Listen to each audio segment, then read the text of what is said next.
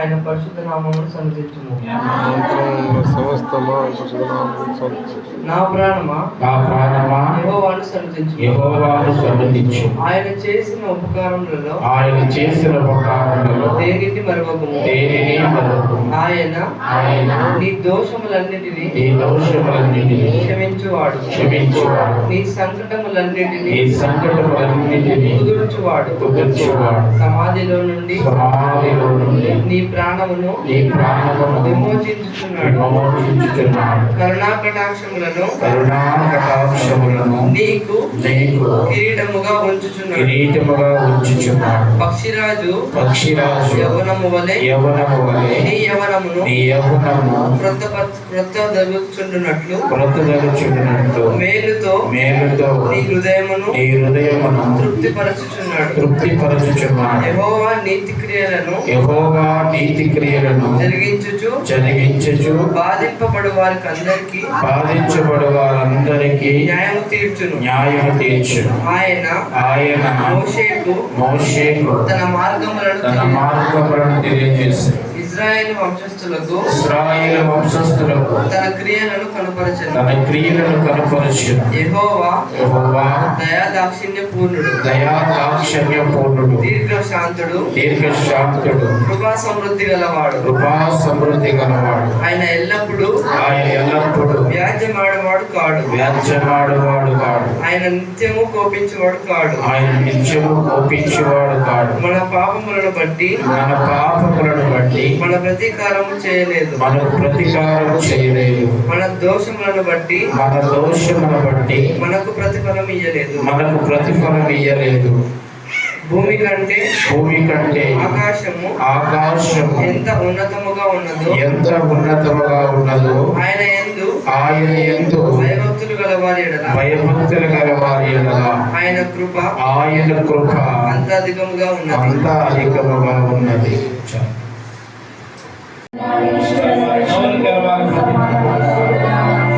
కోట్లాది ప్రమాణాన్ని వేసి సమక్షంలో కుమారుని మా కొడుకు పంపించిన దేవాలయం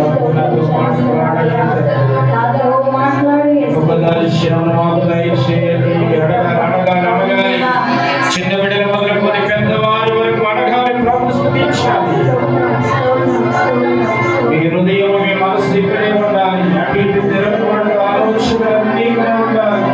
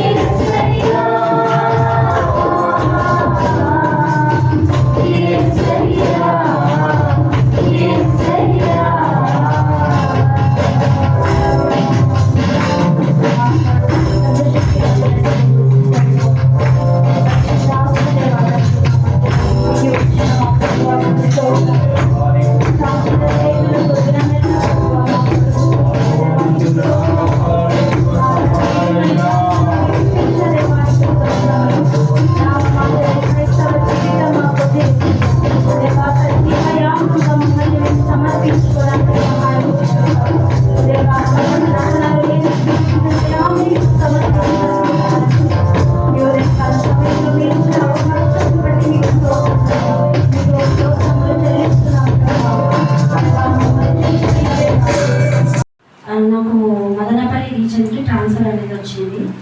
అయితే నా బాబు చిన్న బాబు అండి, 9 నెలల బాబు. ఆ బాబుతో పాటు నేను మదనపల్లి అంటే ఎప్పుడో మాకు తెలియదు ఈ రీజన్ అంటే. మరి ఇక్కడికి రావడానికి దేవుడి మహాకృపను బట్టి ఉద్యోగరీత్యా నేను రావాల్సి వచ్చింది.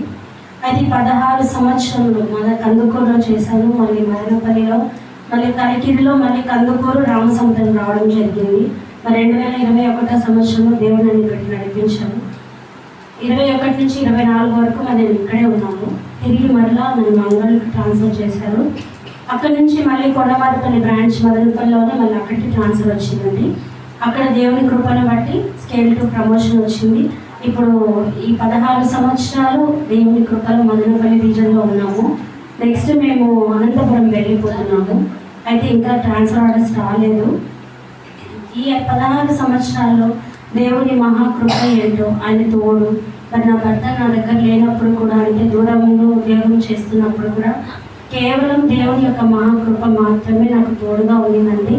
చిన్నపిల్లల్ని పెట్టుకొని 2 చిన్నపిల్లలతో మరి ఇక్కడ నివసించడానికి దేవుడు నాకు సహాయం చేశారు. ప్రార్థన ద్వారా మాత్రమే ఇది సాధ్యమైంది. అలాగే మాకు ఈ సంఘంలో ఉన్నప్పుడు పాస్టర్ గారు, సిస్టర్ గారు, మరి రెడ్డక్క వాళ్ళు వీళ్ళందరూ కూడా మమ్మల్ని ఎంతగానో సపోర్ట్ చేశారు. వారందరికీ కూడా హృదయపూర్వకంగా కృతజ్ఞతలు తెలియజేస్తున్నాను. మరి ఇప్పుడు ప్రమోషన్ రీత్యా రీజన్ మారాలంటున్నారు. సో మా సొంత ఊరికి మేము వెళ్ళిపోతున్నాము. మీ అందిన ప్రార్థనలో మా కొరకు ప్రార్థించండి. బిడ్డ యొక్క చదువు విషయంలో కూడా 10th క్లాస్లో దేవుడు గొప్ప కార్యం చేశారు. 551 మార్క్స్ అయితే వచ్చాయండి నా కుమారుడికి. పాప ఆపరేషన్స్ విషయంలో కానీ మీరందరూ కూడా ప్రార్థించారు. అందుకు బట్టి మేము మీకు అందరికీ వందనాలు తెలియజేస్తున్నాను. మరి వారంలో ట్రాన్స్ఫర్ ఆర్డర్స్ వస్తాయని చెప్పారు. అందుకోసం మిమ్మల్ని అందరినీ ఒకసారి చూసి మీకు అందరికీ చెప్పేసి వెళ్దామని ఆశతో ఇక్కడికి వచ్చున్నాము. మీరు ప్రతిరోజు నా ఒక చిన్న కోరిక ఏంటంటే, ప్రతిరోజు సంఘంలో ఏదో ఒక కార్యక్రమం ఉంటుంది. ఆ కార్యక్రమంలో మీరు మీ కుటుంబం తప్పకుండా 1 గంట సేపైనా వచ్చి ప్రార్థనలో గడిపి వెళ్ళండి. ఎందుకంటే మనుషులకు కనిపించేది ఒకటైతే కనిపించనిది మోకాళ్ళ ప్రార్థన. అది నా జీవితంలో నేను తప్పకుండా చెప్పగలను. మనల్ని ఉన్నతమైన స్థానానికి తీసుకెళ్ళేది ఏదైనా ఉంది అంటే అది ప్రార్థన మాత్రమే. దేవుని బిడ్డలతో సహవాసము, దేవుని సంఘంలో సహవాసము ఎప్పుడు కూడా విడిచిపెట్టదండి. లోపల ఒకటి, బయట ఒక రీతిగా మనం ఉండొద్దు. ఇక్కడ ఉంటాము, ప్రార్థనకు వస్తాం, సంఘంలో నివసిస్తాం, మళ్ళీ బయటికి వెళ్ళి మనం చేయకూడని పనులు ఎన్నో చేస్తుంటాం. అది మన మనస్సాక్షికి తెలుసు. అయితే దేవుని సన్నిధిలో నిలబడి చెప్తున్నాను, మన లోపల ఒకటి, బయట ఒకటి ఉండొద్దు. ఎక్కడున్నా దేవుని బిడ్డలు అని అనిపించుకోవడానికి ధన్యత కలిగి జీవించాలి. ఏమనుకుంటారో, వాళ్ళేమనుకుంటారో అని ఎప్పుడు అనుకోవద్దు. ఎందుకంటే మనం ఆరాధిస్తుంది, మనం సేవిస్తుంది ఎవరంటే సజీవుడైన దేవుణ్ణి ఆరాధిస్తున్నాం. మనం ఏదో ఒక రాయికో లేదంటే ఒక పుట్టకో మట్టికో మనం మొక్కట్లేదు, సృష్టికి మొక్కడం లేదు, కానీ సృష్టికర్తను మనం పూజిస్తున్నాం. కాబట్టి ఆయన సన్నిధిలో నిజంగా సమాధానం ఉన్నది.